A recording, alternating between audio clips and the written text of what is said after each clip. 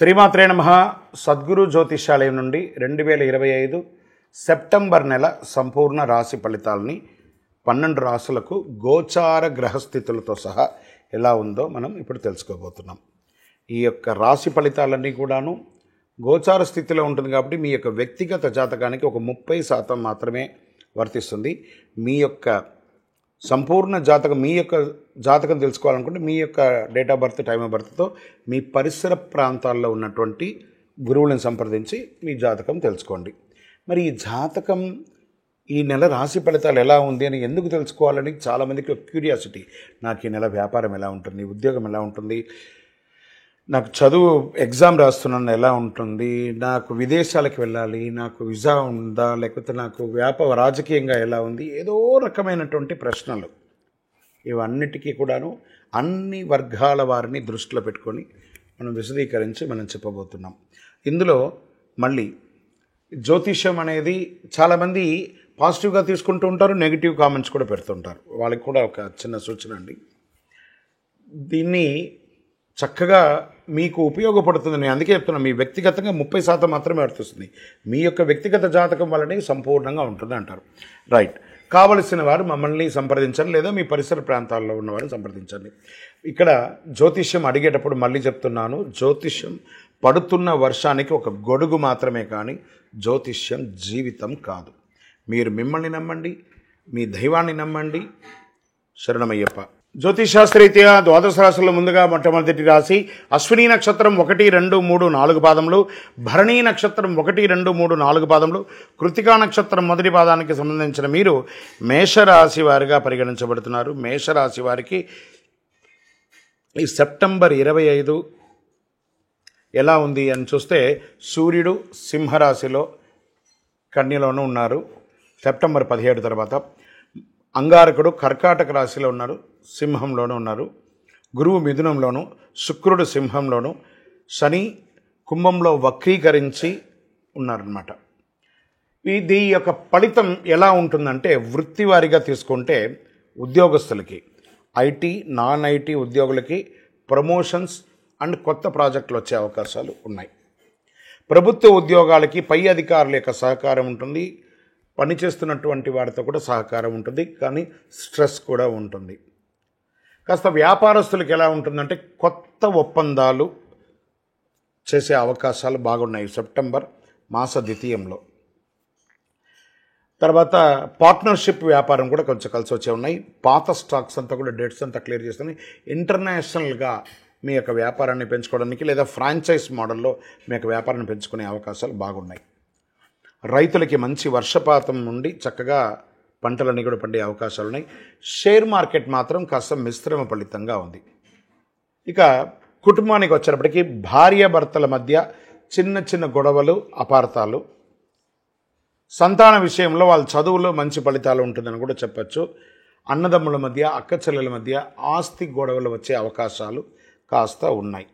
ఇవి కాస్త జాగ్రత్త పడవలసినటువంటి విషయం. కోర్టు వ్యవహారాలు కొంచెం అవకాశాలు ఉన్నాయి, జాగ్రత్త పడండి.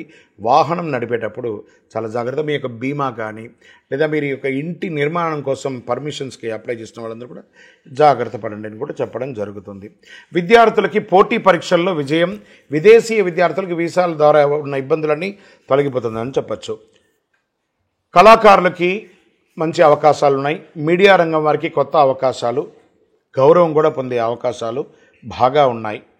ఆరోగ్యానికి వచ్చేటప్పటికి కాస్త రక్తపోటు, బీపీ వంటివి, కంటి సమస్యలు, ఇవన్నీ కూడా ఉన్నాయి అవకాశాలు, జాగ్రత్త పడండి. మరి ఈ నెల తీసుకోవాల్సినటువంటి కొన్ని సూచనలు ఉన్నాయి. రంగు ఎరుపు, పసుపు, కలిసి వచ్చే దిశ తూర్పు దిశ.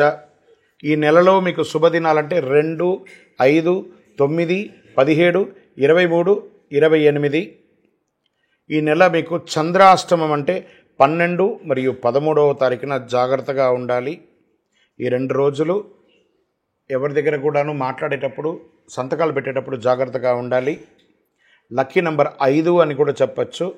హనుమాన్ చాలీసా పారాయణం చేయండి. చక్కగా హనుమంతుడికి ప్రదక్షిణం చేయండి, ఒక 19 ప్రదక్షిణాలు. ఆదివారం ఆదిత్య హృదయం, సూర్యారాధన చేయండి. అందులోనూ ఇంకనూ మీ యొక్క వ్యక్తిగతంగా మీరు ఏం చేయాలంటే మీ వయస్సు ఎంత ఉందో అన్ని సంఖ్యతో కూడినటువంటి దీపాన్ని, నువ్వుల నూనె దీపాన్ని మీ యొక్క ఇష్టదైవంలో, కులదైవం దేవాలయంలో వెలిగించండి. ఇంకనూ మీకు కలిసి రావడానికి అతి శక్తివంతమైనటువంటి 48 రోజులు పూజ చేసి అందించడానికి సిద్ధంగా ఉన్న ఈ కరుంగాలిమాలను వేసుకోవడం వల్ల గ్రహదోషం తొలగి ఆరోగ్యంగా ఐశ్వర్యంగా ఉంటారు. విజయోస్తు. ఈ సంవత్సరం 2025 సెప్టెంబర్ 7వ తారీఖున సంపూర్ణ చంద్రగ్రహణం వచ్చింది. మరి ఈ యొక్క చంద్రగ్రహణ సమయంలో మనం ఏం చేయాలి, చేయకూడదు, ఈ చంద్రగ్రహణం అంటే ఏంటి, ఏ రాశి మీద వచ్చింది, ఏ విధమైనటువంటి ఫలితాలు ఉంటాయి, ఏ విధమైనటువంటి పరిహారాలు చేసుకోవాలో ముందు మనం చంద్రగ్రహణం గురించి తెలుసుకుంటాం. చంద్రగ్రహణం అంటే ఏంటి, అసలు వైదిక జ్యోతిష్ శాస్త్రంలో దీని గురించి ఏం చెప్పారు, ఖగోళ శాస్త్రంలో ఏం చెప్పారు. కొంతమంది వితండవాదులు ఆ గ్రహణం రోజు మేము ఇవన్నీ చేస్తాం, అవన్నీ చేస్తాం, ఇవన్నీ లేవంటుంటారు. వీటన్నిటికీ ఏమైనా ప్రమాణం ఉందా, లేదా ఏదైనా ఆస్ట్రాలజర్స్ మాత్రం చెప్తూ ఉంటారా అని చూసుకుంటే, ఖగోళ శాస్త్రంలో చంద్రుడు భూమిని చుట్టూ తిరుగుతాడు, భూమి సూర్యుని చుట్టూ తిరుగుతుంది. కొన్ని ప్రత్యేక సందర్భాల్లో భూమి, సూర్యుడు, చంద్రుడు మధ్య వస్తారు కాబట్టి అప్పుడు భూమి మీద నీడ చంద్రుడు పడుతుంది కాబట్టి దాన్ని చంద్రగ్రహణం అంటారు. చంద్రుడు పూర్తిగా భూమి నీడలోకి వెళ్తే సంపూర్ణ చంద్రగ్రహణం అంటారు. కొంత భాగం మాత్రమే వెళ్తే అర్ధ చంద్రగ్రహణం అంటారు. నీడ కాకుండా కేవలం భూమి వెలుతురు తక్కువ అయ్యే ప్రాంతానికి వెళ్తే ఫైనల్ చంద్రగ్రహణం అంటారు. వైదిక జ్యోతిశాస్త్రంలో దీని ఏం చెప్పబడింది, చంద్రగ్రహణం రాహుగ్రహం లేదా కేతుగ్రహం వల్ల సంభవిస్తుంది. రాహు చంద్రుని మింగడం అంటే గ్రహించడం అంటారు దాన్ని, వెలుతురు తగ్గుతుంది. చంద్రుడు మనసు, భావోద్వేగాలు వీటి మీద కూర్చుంటారు కాబట్టి చంద్రగ్రహణ సమయంలో చాలా ప్రభావితాలు ఉంటాయని చెప్తారు. సరే, ఈ చంద్రగ్రహణం వచ్చినప్పుడు మనం ఏం చేయాలి, ఏమి చేయకూడదు, ఆహార పానీయాలన్నీ కూడా మానేయాలన్నమాట. సూక్ష్మక్రియలు ఎక్కువ అవుతూ ఉంటాయి కాబట్టి ఆ సమయంలో ఆహారం మానేస్తే చాలా మంచిది అంటారు.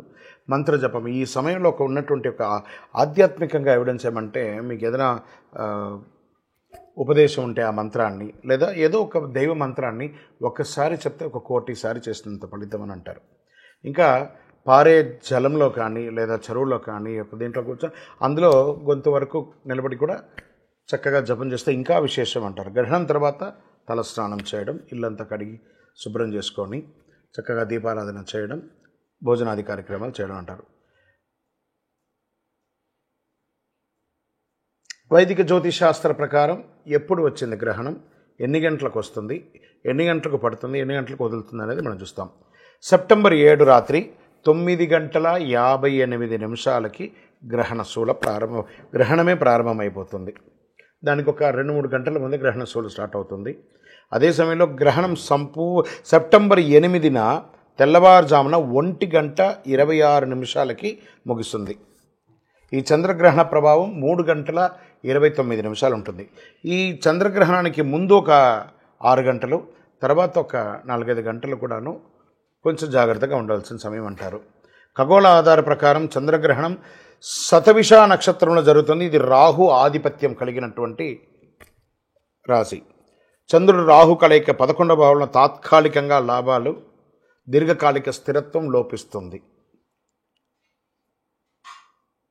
సూర్యుడి కేతు కలయిక 5వ భావంలో ఉండడం వల్ల చిన్న చిన్న అపార్థాలు కుటుంబంలో ఏర్పడుతుంది. ఈ నక్షత్ర రహస్యం ఏ నక్షత్రంలో అవుతుంది అని అంటే శతభిష నక్షత్రంలో అవుతుంది. శతం అంటే 100, అభిష అంటే రక్షణ. 100 రక్షణ కవచాలు కలిగినటువంటివి అన్నీ కూడాను చంద్రగ్రహణ సమయంలో అవన్నీ కూడా శక్తి కోల్పోతుంది. చంద్రగ్రహణ సమయంలో చంద్రుడు మనసు, జలతత్వం, రాహుకేతు మాయ, కర్మబంధం ఇలా ఉంటుందన్నమాట. గ్రహణ సమయంలో చంద్రుడు శతభిష నక్షత్రంలో అధిపతికి రాహుగా ఉన్నాడు. రాహు తన స్వనక్షత్రంలో ఉండడం వల్ల మానసిక భావోద్వేగాలు శారీరక స్థాయిలో గరిష్ట స్థాయిలో తగ్గిపోతుంది అంటారు.